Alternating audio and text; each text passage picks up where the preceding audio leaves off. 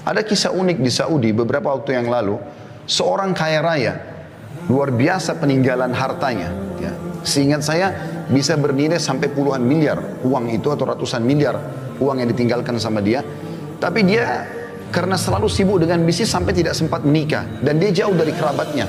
Ya, dia selalu memblokir dirinya tidak bertemu dengan kerabatnya. Intinya pada saat dia meninggal dunia, pemerintah Saudi, untuk tepatnya pengadilan itu menahan hartanya semua dan mencari tahu mana ahli warisnya. Ditemukan hanya ada 3 ahli waris pada saat itu, dan ini sepupu yang jauh karena sudah tidak ada kerabatnya, orang tuanya sudah meninggal, pamannya sudah meninggal semua, tinggal ada 3 orang sepupunya dipanggil dan mereka orang-orang susah. Pada saat datang ke pengadilan, ketiganya berkata kepada hakim pada saat itu, ada apa kami diundang? Ada pelanggaran kami lakukan? Kata hakim, tidak. Apakah kalian mengenal si fulan? Keluarganya meninggal tadi yang orang kaya. Mereka bilang, iya, kami tahu dia, tapi mereka belum tahu kalau meninggal. Iya, kami tahu, cuman dia selalu menjaga jarak, tidak silaturahim dengan kami, tidak membantu kami tidak tahu beritanya. Kata hakim, dia baru saja meninggal dunia dan dia meninggalkan harta yang sangat banyak. Saya tidak temukan atau kami tidak temukan ahli waris kecuali kalian bertiga.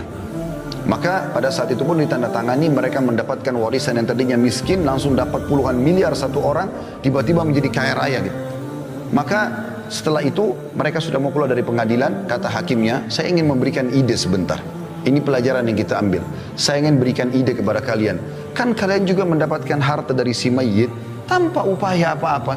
Tiba-tiba kalian mendapatkan uang jutaan real, sekian puluh miliar, tanpa ada upaya apa-apa. Bagaimana kalau setiap orang di antara kalian mengeluarkan uang, kalau nilai rupiahnya masing-masing 1 miliar saja keluarkan. Jadi kalau dia dapat 30-40 miliar, 1 miliar tidak ada, kecil sekali. Keluarkan 1 miliar setiap orang, jadi 3 orang 3 miliar, kita bangunkan masjid buat si mayit. Supaya dia dapat amal soleh juga, sebagai balas juga kebaikan kalian kepada dia. Apa jawaban ketiga? Jadi ini kisah nyata teman-teman sekalian, ini bukan direkayasa. Ini jawaban bagi orang yang selalu berharap nanti ahli warisnya akan berbuat amal saleh buat dia, sehingga dia tidak banyakkan amal selama dia hidup. Ini kekeliruan. Belum tentu ahli waris kita mau berbuat baik buat kita. Mungkin pun kalau dia doakan sebulan sekali. Saya tanya jujur teman-teman sekalian hadir di sini, berapa kali anda doakan kakek anda dalam sehari? Berapa kali anda doakan kerabat anda sudah meninggal? Sebulan sekali kah? Setahun sekali kah? Awal kita meninggal, hari pertama, hari kedua, hari ketiga, hari ke-10, 1 bulan, 1 tahun masih dikenang. Setelah itu akan dilupakan. Maka yang tertinggal adalah amal yang anda kerjakan. Apa kata kerabat yang pertama? Dia mengatakan, saya punya utang banyak, saya mau lunasi. Ini cuma alasan, dia tidak mau bersedekah untuk si mayit, pemilik harta yang sebenarnya.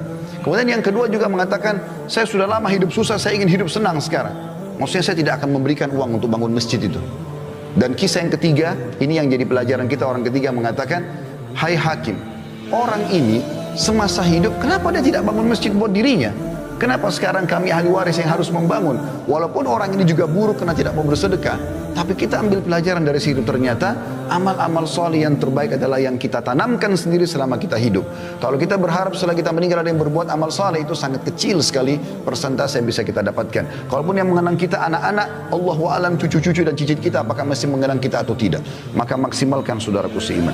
Itulah sebabnya Hasan Basri mengatakan, Ibna Adam, iyyaka wat taswifa fa innaka biyaumika walasta bighadin fa in yakun ghadin fa in yaku gadin laka fakun fi gadin kama kunta fil yaumi wa illa yakun laka lam tandam ala ma faradta fil yaum.